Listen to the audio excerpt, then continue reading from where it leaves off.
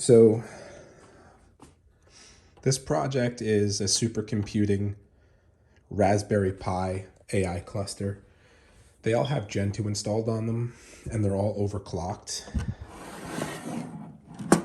So the first three are Raspberry Pi 4Bs. They're the 8 GB RAM models. They have, I think, 4 cores apiece. All of them are overclocked. The default is supposed to be 1.5 gigahertz base speeds, but they're running at 2.5. I think there's actually a setting in the kernel where you can set it to always run at 2.5, or you can have it run at 2.5 if need be. I think that's what I did, and I think it's the conservative option. The bottom one is the 3B. I don't believe that's overclocked. No, it might be, but it just runs at like a slower speed. Instead of 2.5, it's like 1.8 or something like that.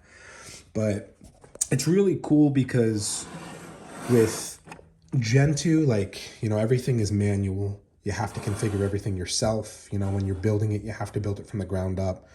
You're only given like a console and no UI. You have to build a UI.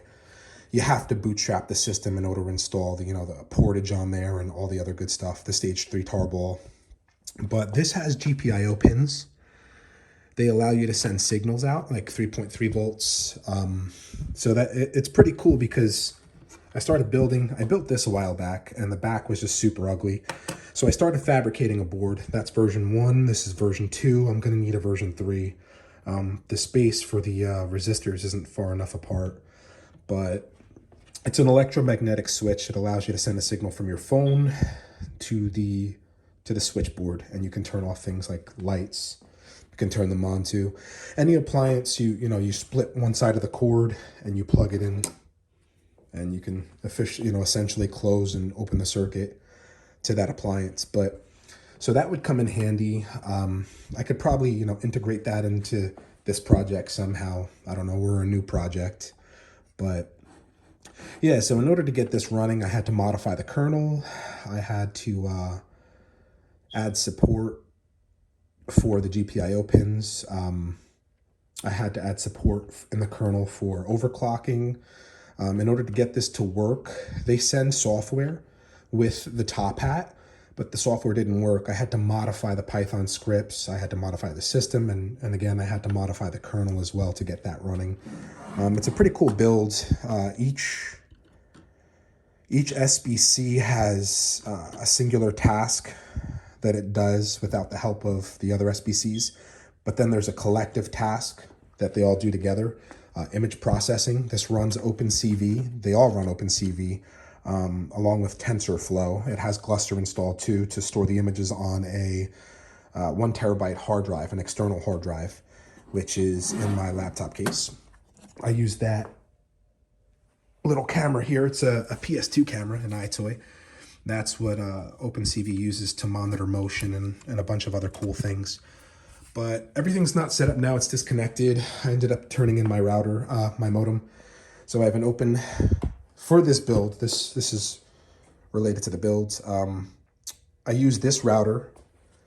I hacked it, installed OpenWRT on it. You can manipulate traffic, install stuff, write Perl scripts and all that. It's really cool.